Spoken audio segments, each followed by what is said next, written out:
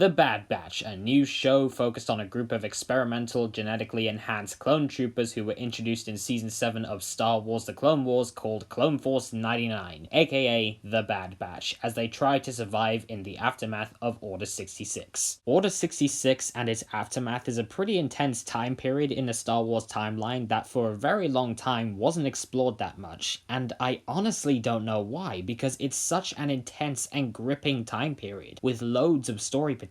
It's great to see that is actually being explored in comics, games, and TV shows. I was particularly excited for this show because it explores the impact of Order 66, not just on the rest of the galaxy outside of the Jedi and Sith, but predominantly on the clones, which is a story I've been waiting to see in Star Wars for a very long time. To begin with, I think it was an extremely wise choice to use the same animation style they used for the Clone Wars. This show looks and feels like a continuation of the Clone Wars, but I also feel that it makes the Republic's transition into the Galactic Empire all the more jarring, but in a stupendously effective way. In a complete role reversal, the Republic we spent 7 seasons of the Clone Wars seeing as the heroes are now suddenly the villains, and showing this transition in this animation style makes it all the more shocking and unnatural for the audience as it does the characters. We share the disbelief and horror of the characters watching the clones that we saw as the good guys in the Clone Wars commit horrific acts of oppression and cruelty, so the animation style brings a familiarity that is contrasted brilliantly with the unfamiliarity of the role reversal. Although another reason I'm glad they retained the Clone Wars animation style is that it looks beautiful. In terms of animation, this is, in my opinion, the best looking of the animated series we've had thus far. I really love the way this show used color to differentiate the clones. In Clone Wars, it was revealed that all the clones had inhibitor chips in their brains in order for Darth Sidious to control them and get them to execute Order 66, killing the Jedi with no questions asked. I loved that all the clones that were under the inhibitor chip's control were in plain white armor rather than the colored armor they had donned in the past, as if being under the control of the chips stripped them of any individuality they may have had, whereas clones like Captain Hauser, who had resisted the chip's control, still retained their colors and therefore their individuality. It's a beautifully complex metaphorical visual contrast that added an extra layer to the show's recurring theme of oppression and control versus free will. On that note, I thought the way the show explored the oppression that followed the Clone Wars to be very effective. The episode Common Ground particularly highlighted this, where we see the Empire land on Raxus, which was a separatist world and therefore not a Republic world, and literally just take over. They don't even consider the needs and wants of the people, or even if the people even want the Empire there. They just take over, no questions asked. However, what was equally as intriguing to me was how that was explored through the clones, particularly amongst the batch themselves. I loved the subplot of Wrecker's chip slowly activating, taking him over. They built that up so well. He started having headaches, they became more prominent with each passing episode, until finally the chip took full control and he just went into good soldiers follow orders mode. Despite it being pretty short-lived, it was still terrifying seeing Wrecker go from a childlike, naive, and fun-loving presence to a cold-blooded, emotionless killing machine. I do very much enjoy the challenges that this season throws at the batch. Saw Gerrera's line about adapting and surviving or dying with the past definitely rings true for the Bad Batch. When they leave the Empire, the batch are thrown into unfamiliar territory. They have to learn how to look after a kid, they have no one around to supply them with food, weapons, and money, so they have to find ways to get that themselves, and they have no one to tell them what's right and wrong. I really enjoyed watching the batch trying to tackle these problems and figure out solutions, but it got even more interesting with the introduction of Sid. Sid is a very shady character who has the batch go on increasingly dangerous missions for her, acting as her mercenaries, and what I really like about her inclusion in this series is that it leads to them questioning authority and learning to take responsibility for their own actions. What I like about this is that the batch are forced to accept the changes to their situation so they can adapt to this new galaxy and survive, but it also leads to some pretty compelling conflict between them. Some of the show's most effective scenes were when the characters were arguing and disagreeing with one another with regards to their situation and how they're choosing to adapt to this new ever-changing galaxy. Echo would argue that being mercenaries and doing work for shady peeps is wrong and they should link up with people like Rex, who are at that point trying to fight the Empire. But Hunter thinks that's not the best option for the group and wants to do what's best for them in order to survive. That was really engaging and I wanted to see a lot more of it. In contrast to the rest of the batch, you have the show's primary villain, Crosshair. Now granted, I know for a lot of the show he's under the control of the inhibitor chip, but at some point he removes it it, and there's much discussion about when exactly he removed it. Nonetheless, I think he's a really, really good villain. He doesn't really want to change. He still wants to be a good soldier and follow orders so he can have a defined purpose. And because of that, you could even say he's afraid to change, which is such a compelling idea. The show also succeeds in making me understand where he's coming from, even if I don't agree with him. I love the scene in Return to Camino where Crosshair tells Hunter that he wasn't loyal to him and that he wants to give the batch a chance to join him because he feels he wasn't given that chance. You can understand where he's coming from with that, because after the batch left Crosshair on Camino, they went around the galaxy helping people they didn't even know, like Gregor. They'd never even met that guy before. But at the same time, Crosshair reveals he's had his chip removed and is acting of his own free will. And in the following episode, Wrecker calls him out and says that he could have left the Empire and sought them out, and says that the batch would have welcomed him back with open arms. But Crosshair didn't do that, perhaps because staying with the Empire gives him purpose, because he's afraid to change and adapt, or a combination of the two. Either way, that is amazing character writing, and why Crosshair is my favorite character in the show. He wants orders, and he wants to be told what's right and wrong, rather than figure it out for himself, even though he ends up saving Omega from drowning in the finale, a decision he makes of his own free will, showing he is capable of making those decisions for himself. I really loved Tech's line in the finale about trying to understand someone without agreeing with them, and how that comes back in the show's penultimate scene. The batch offer Crosshair understanding and the chance to go with them, but Crosshair still refuses, showing that they can give him the choice to be better, but they can't make that decision for him. I love the dynamic between Hunter and Omega. That relationship was really sweet, and I love seeing how their bond grew as the season progressed. Hunter has to become a father figure of sorts for Omega, which puts even more pressure on him as the team leader, because he has to decide what's best for his team, which now includes Omega. Hunter made for a really compelling lead because of that, and how his decisions would often encourage disagreement and opposition from the rest of the batch, but he really just wants what's best for his brothers and is willing to do whatever it takes to ensure their safety. I was very surprised by how much I liked the character of Omega. I think she had one of the strongest arcs in this season. She was brought forth from the labs of Camino to a galaxy she has never seen or experienced. She doesn't know what ball games are or how to play them, and she's never even seen dirt before. The show does a really good job at showcasing her progression, as she, like the rest of the batch, is forced to learn to adapt, which we see when Echo is trying to teach her how to use weaponry. I loved how the show forced her to face her fears. She didn't want to go back to Camino, but when Hunter is captured, she's forced to return in order to save him. I'm very interested to see where her story goes from this point on, because they do set up some pretty cool mysteries, like why was Nala Se trying to protect her and keep her from the clutches of the Empire specifically? Although that does lead me to my cons. Dave Filoni has shown in the past that he is really good at crafting compelling characters with emotionally resonating arcs that come full circle in satisfying ways. While he certainly did that with Hunter, Omega, and Crosshair, he barely did that with the rest of the batch, and it at times feels like he's almost reluctant to focus on them. It's not even until the first part of the season finale that we learn anything about their backstory. Throughout this season, Filoni seemed far more interested in showcasing the state of the galaxy post the Clone Wars, which I think he did a very good job with, but I do feel that was at the cost of the characterization of most of the core group of characters which the show is literally named after. This season is also extremely cameo heavy. We had characters like Captain Rex, Fennec Shand, Cad Bane, and even Hera Syndulla show up. Those cameos for the most part were used pretty effectively, particularly Cad Bane, who has one of my favorite scenes in the entire season in the form of a spaghetti western standoff between himself and Hunter. But I also feel that their appearances sometimes overshadowed the batch, particularly Hera Syndulla, who has an entire episode about her in which the batch only appear once, which I found to be a highly distracting and odd choice, especially considering the show didn't really explore its core group of characters outside of Hunter, Omega, and Crosshair, and yet it was finding time to explore characters that the show wasn't even about. For instance, it really felt like Filoni was actively avoiding Echo, which was strange to me because rescuing Echo was a major focus of the Bad Batch arc in the Clone Wars Season 7, and the fact that Echo ends up joining the Batch in the end of that arc told me that Echo was going to be a major focus of the first season of the Bad Batch show, but he wasn't. He felt more like a background character who didn't really do much. They do seem to be setting up Echo for something in Season 2, but I just thought that in avoiding him almost completely this season, they missed some major opportunities. facilities. Considering Fives and Echo pretty much grew up together on Kamino and even served together through much of their lives during the Clone War, it was so strange to me that Rex telling Echo that it was Fives that first discovered Order 66 was just a couple of throwaway lines between them, and it made me wonder if Filoni really wants to focus on these characters or if he's saving more proper character development for season 2. Regardless, I do feel that the lack of character development for most of the Bad Batch was to the show's detriment, because for myself it made the finale less emotionally impactful than I think it really could have been. The images of an empty cloning facility as the Batch make their escape are haunting, and the further destruction of the Kaminoan cloning facility was done very well, and it acted as a beautifully symbolic end to the Clone Wars era. But it didn't hit as well as I think it could have, because I just wasn't as hooked by the characters as I wanted to be. I get that Filoni wanted to showcase the end of the Clone Wars and the Republic's transformation into the Empire, but the emotional impact felt lacking due to the lack of characterization for most of these characters. While I enjoyed most of the episodes to varying degrees, there are a lot of episodes that are there primarily to set up future episodes. For example, Devil's Deal and Common Ground were there primarily to set up Rescue on Ryloth, at least that's how I felt, and it was kind of annoying sitting through entire episodes that were dedicated to setting up another episode. While it did feel worth it in the end because Rescue on Ryloth ended up being one of my favorite episodes of the show, I don't think you needed 2 entire episodes to set that one episode up, because in Common Ground, where the Empire come to a planet, invade and commit acts of oppression against the people, that's basically what happens in Devil's Deal. So I would say get rid of either one of those episodes and have the one you keep be the setup for Rescue on Ryloth, instead of having 2 entire episodes that basically tell the same story and therefore drag out the pacing of the show. There were also episodes that I think just went absolutely nowhere in terms of story and character, like the episode Infested, so it just felt like a weird directionless spin-off, and that's why I do feel that there were times where the show could have absolutely benefited from being shorter in that regard. Another way they could have accomplished that is, for instance, make the finale one long episode instead of a 2-parter, because while I loved Return to Kamino, the second part, Kamino Lost, wasn't nearly as enjoyable. The episode's slow pacing and confined setting of the wreckage of the cloning facilities offered ample opportunity for more character development, but aside from a couple of small moments, we don't really get any of that until the end of the episode, whereas the prior episode was bursting with significant plot and character development. Combining the 2 episodes I feel would have made for a more exciting finale. On the whole, I liked the Bad Batch's first season. It acts as a fitting epilogue to the Clone Wars and an interesting look at the Republic's transition into the Galactic Empire. I don't want it to sound like I didn't like this season, because I did. There were some really strong episodes. Aftermath, Battle Scars, Reunion, Rescue on Ryloth, Wall Mantle, and Return to Kamino were all great. However, I found a lot of the characterization and emotional weight to be lacking, and it was a tad too long, with some episodes feeling pretty inconsequential and lacking in narrative significance. I still very much enjoyed watching it, and I'm excited for season 2, so I would say that season 1 is a pretty good, if not great, start to a potentially pretty powerful chapter in the Star Wars timeline, and I'm gonna give it a 7 out of 10. So that was my review of The Bad Batch Season 1. I do hope you enjoyed this video. Thank you so much as always for watching. Before I go though, I would just like to ask you guys, what did you think of The Bad Batch Season 1? Did you think it was good? Did you think it was bad? Did you think it was somewhere in the middle? Please leave your thoughts down in the comments below, and I will indeed see you guys in the next one. Until next time,